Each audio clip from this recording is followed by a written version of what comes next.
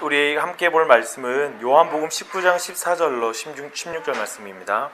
이날은 유월절의 준비일이요 때는 제6시라. 빌라도가 유대인들에게 이르되 보라 너희 왕이로다. 소리 지르되 없이 하소서. 그를 십자가에 못 박게 하소서. 빌라도가 이르되 내가 너희 왕을 십자가에 못 박으랴.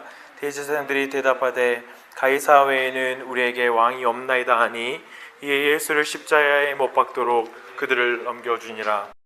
본디오 빌라도에게 고난을 받으사 십자가에 못 박혔다는 이 부분이 되게 재미있게 아니면 좀 흥미롭게 다가온 적은 없나요? 왜냐하면 우리가 신앙 고백 보면 굉장히 신앙 고백은 기독교의 요약이자 요약이잖아요. 진짜 성경 전체를 어쩌면 다 요약해가지고 딱 몇 줄로 12가지로 이렇게 나눠서 고백하는 거잖아요. 근데 거기에 아브라함 등장하지 않거든요. 모세 등장하지 않거든요. 그리고 어떤 다른 이름도 등장하지 않잖아요, 역사 속에. 근데 본디오 빌라도가 등장을 해요. 되게 여기서 약간 우리가 의아하게 느껴질 수 있는 것 같아요. 이 본디오 빌라도에게 우리가 생각할 때 단순히 우리가 모두 생각할 건 본디오 빌라도 하니까 본디오 빌라도가 혼자 예수님 고난을 줬고 본디오 빌라도 혼자 예수님 죽였고 하는 이런 식으로 우리가 상상할 수 있는데 우리가 그렇지 않다라는 것. 이 본디오 빌라도는 어쩌면 모든 인류를, 어떤 모든 죄인들을 대표하고 있는 부분이라는 생각들을 우리 각자가 하면서 보면 좋을 것 같습니다. 근데 우리가 먼저 두 가지로 나눠 보기로 원하는데요. 첫 번째는 본디오 빌라도에게 고난을 받으사 이 부분 한 부분, 또 한 부분은 십자가에 못 박혀 죽으시고 라는 이 두 가지를 나눠서 한번 살펴볼게요. 근데 오늘 본문 보면 요한복음 19장 14절로 16절로 먼저 본디오 빌라도에게 고난을 받으사를 한번 살펴보기 원하는데요. 우리 지난번에도 이 말씀 한번 살펴본 적이 있었어요. 19장 말씀을. 근데 본디오 빌라도가 그의 법정에서 예수님을 신문할 때 예수님에게 죄를 발견했어요? 안 발견했어요? 죄를 발견하지 못했어요. 그래서 제가 이 요한복음 18장 후반부하고 그리고 이제 19장 이쪽에 전체를 볼 때 빌라도가 한 4번 정도를 실제로 예수님을 풀어주려고 시도하는 장면이 나와요.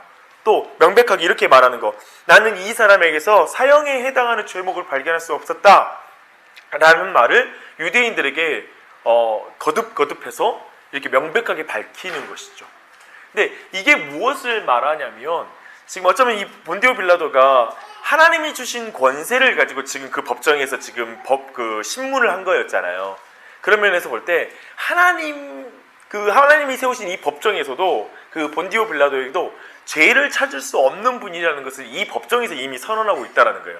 그가 죄가 있기 때문에 죽은 게 아니다라는 것. 그는 흠없는 어린 양이었다.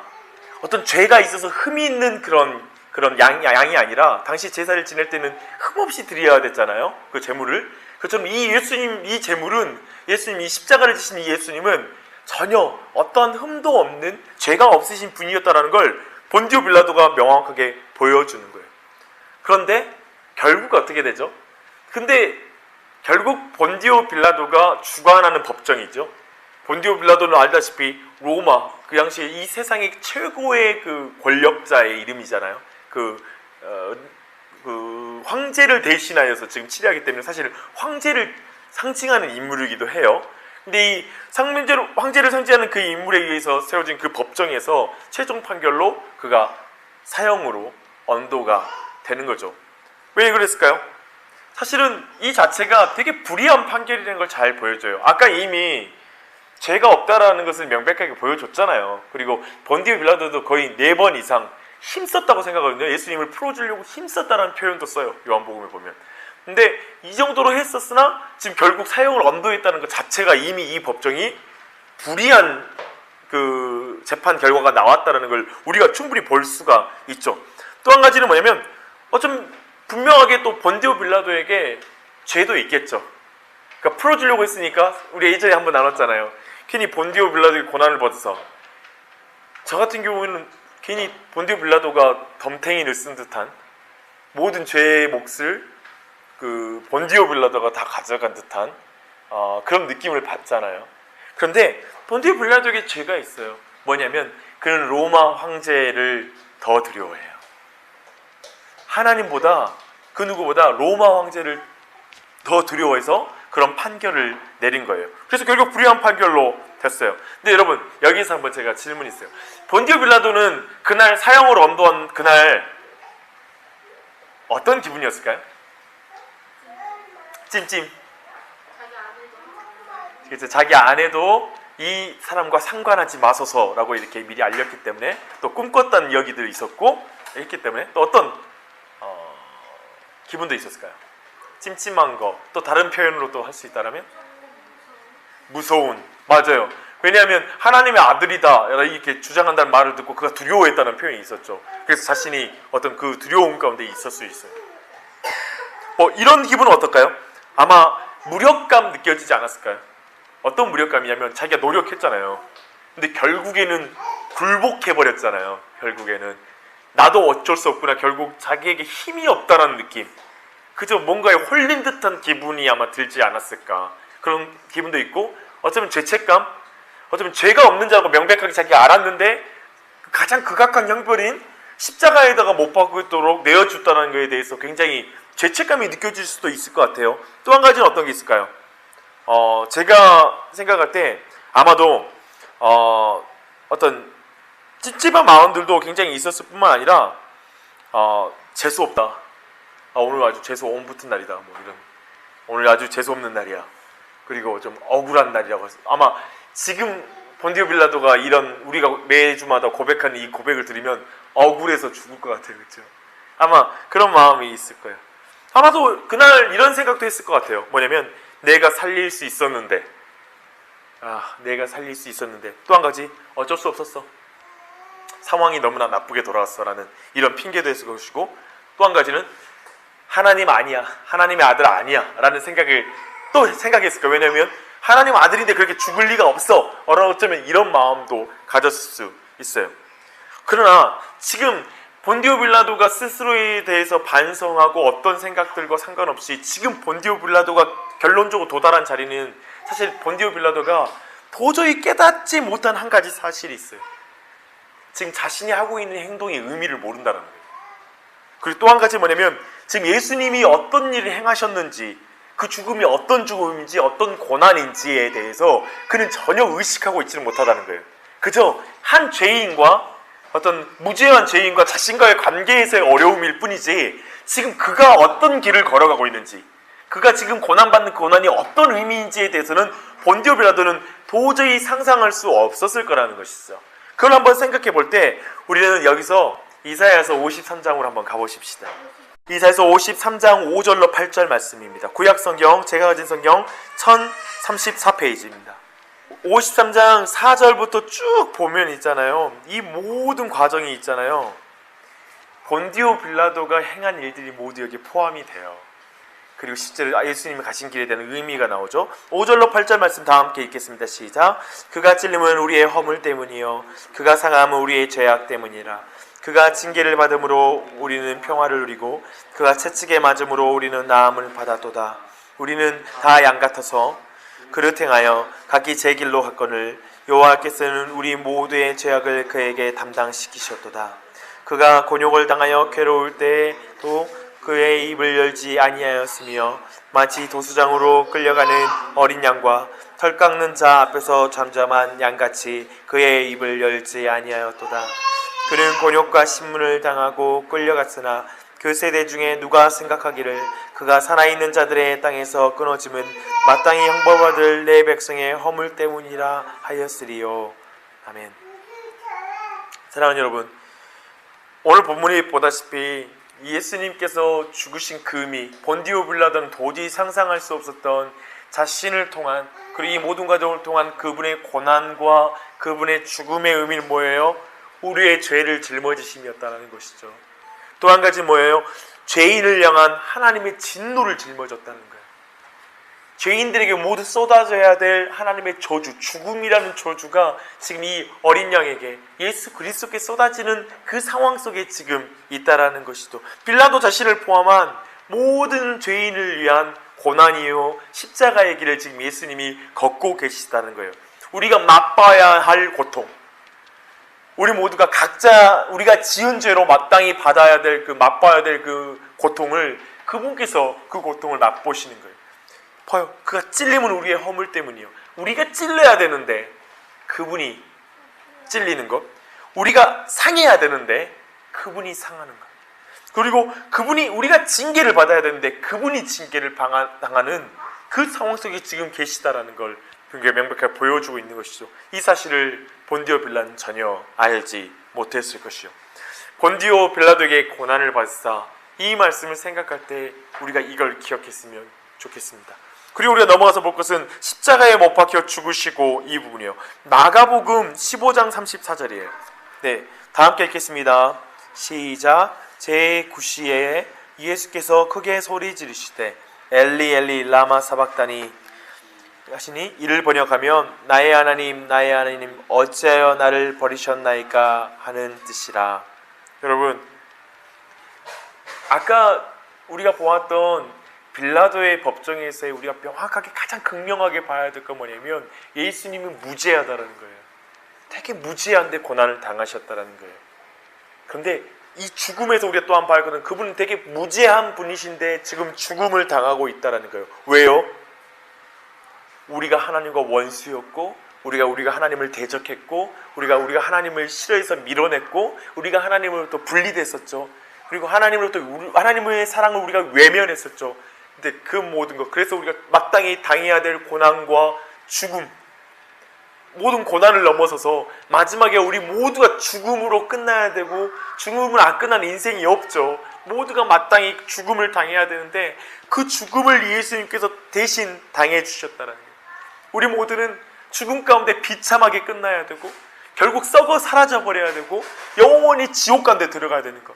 우리는 사단의 종으로 그리고 사단의 자식이 되어서 영원토록 그 죄 가운데 범죄하여 죽음 가운데 끝나버려야 될 우리인데 바로 우리 모두를 거기서 죄인들을 건져서 하나님 나라로 하나님께 나아가게 하기 위해서 그분께서 대신 죽음을 당해주시는 무죄한 분의 죽음이라는 거예요. 흠없는 양의 죽음이라는 사실을 보여주는 거예요. 그분이 십자가에서 죽어요. 우리는 알다시피 나무 위에 매달린다는 것은 하나님께서 저주받은 자라고 말하였어요. 근데 그분 스스로가 자신을 이렇게 저주를 쏟으면서 나무 위에 매달린 죽음이라는 걸 성경은 말해주고 있어요. 또한 죄인의 죄책을 짊어짐으로 하나님의 심판을 받았다는 걸 말해주고 있습니다. 마가복음 15장 35절 36절 쭉 보면 어떻게 나오냐면 봐볼게요. 곁에 섰던 자 중에 어떤 이들이 듣고 이르되 보라 엘리야를 부른다 하고 한 사람이 달려가서 해면에 신 포도주를 적시어 갈대에 꿰어 마시게 하고 이르되 가만두라 엘리야가 와서 그를 내려주나 보자 하더라. 이 예수님의 마지막 십자가에 달려서 그분이 죽어가는 그 장면 있잖아요. 그 장면을 보면서 그 아래에 있는 사람들 중에 그 어떤 사람도 이 예수님의 죽음을 이해하는 자가 없어요. 이 죽음이 무엇을 의미하는지를 모르는 거예요. 자신들을 위한 죽음이라는 걸 알지 못하는 거예요. 그래서 그 조롱하는 장면이 나오잖아요. 너가 하나님의 아들이거든 지금 당장 내려와 봐라. 다른 사람은 구원하면서 너는 구원하지 못하냐?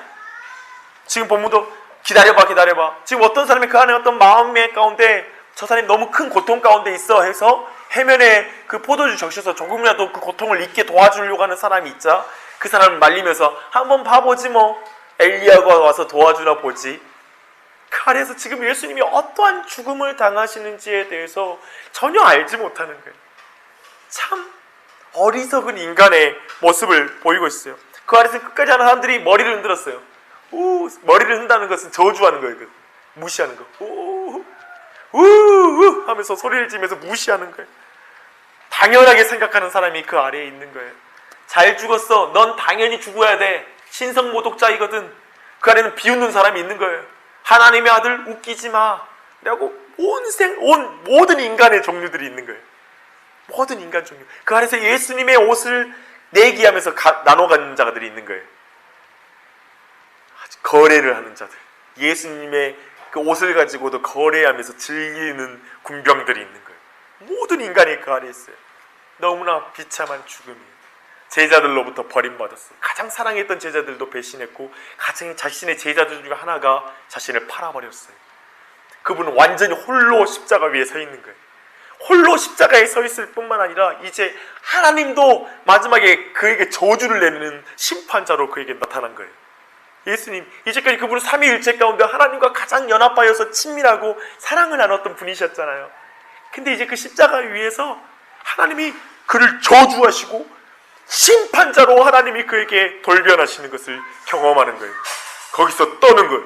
그러면서 외치는 거 뭐냐면 엘리 엘리 나마 사박다니, 하나님 하나님 어찌하여 나를 버리십니까? 어찌하여 나를 버리십니까? 라는 외침 가운데 가는 거예요.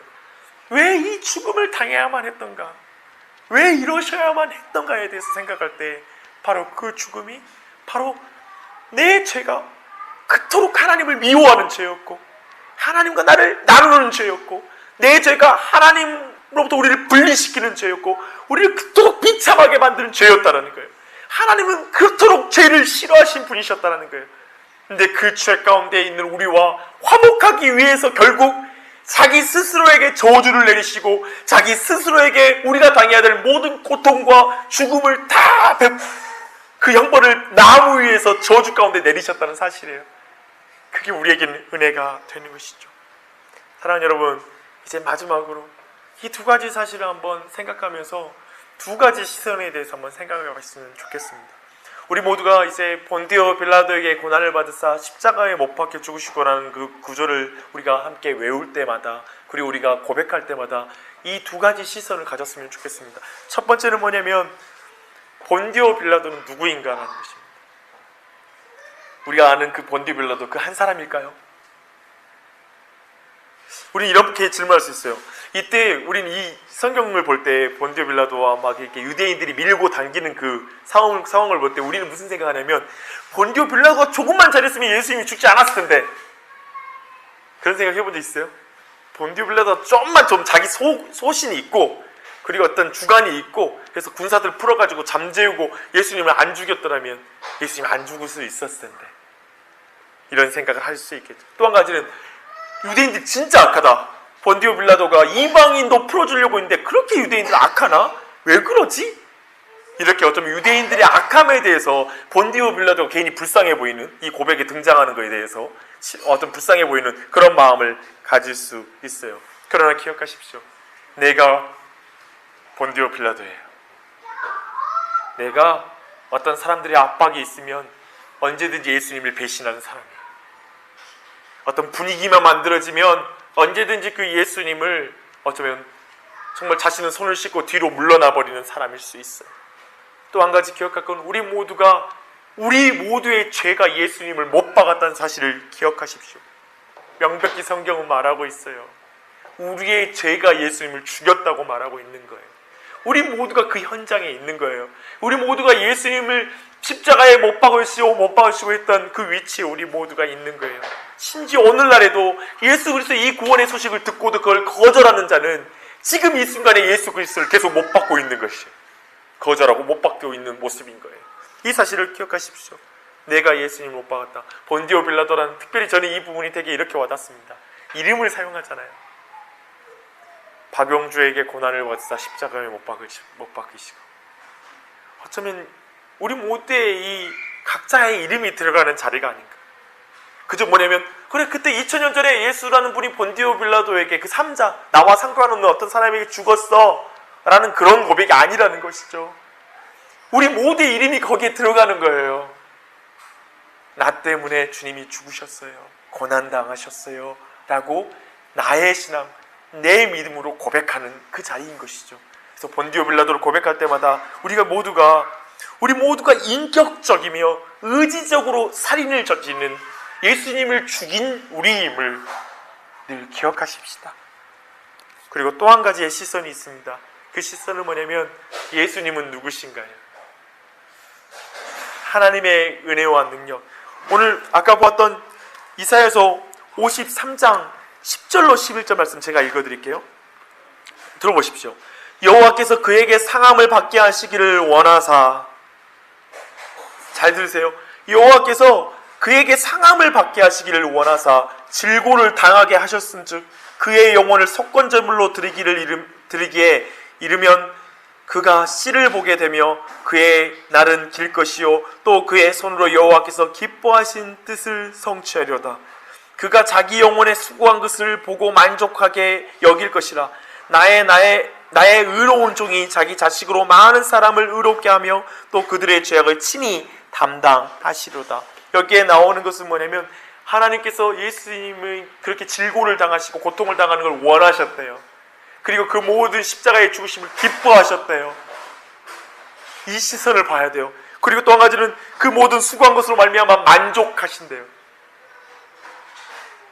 즉 예수님께서 본디오의 빌라도의 고난을 받아 십자가에 못 박혀 죽으시고를 고백할 때마다 뭐하냐면 그 십자가는 하나님의 뜻을 성취하신 그 기쁘신 뜻을 성취하신 십자가라는 거예요.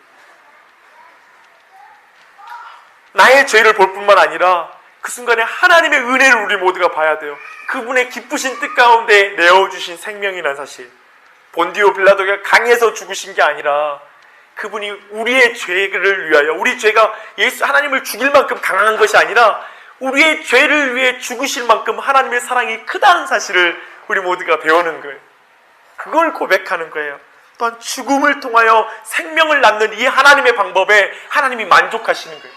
예수님의 그 죽으심의 그 값에 내 죄를 포함한 그분의 그 흠없으신 그분의 재물에 대해서 만족하시고 나를 받아들이시는, 나를 용서하시는 거예요. 이 두 가지 시선. 본디오 빌라도에게 고난을 받사 십자가에 못 박혀 죽으시고라는 걸 고백할 때마다 나의 죄됨, 나로 말미암아 내 죄로 말미암아 그분이 죽으셨다라는 것과 그리고 내 죄를 위해서 그분이 기쁘시게 자신의 아들을 내어주신 하나님의 사랑과 그리고 그 재물을 기뻐 받아서 나까지 그 예수님과 함께 나를 받아들이신 그분의 은혜와 사랑을 우리가 기억하며 고백하였으면 좋겠습니다. 이게 얼마나 중요한지 모르겠습니다. 우리의 신앙이 늘 그렇게 이 고백을 드릴 때마다 이 고백이 늘 마음속에 살아있어야 된다고 생각합니다. 이 은혜에 감격했으면 좋겠습니다. 기도하시겠습니다.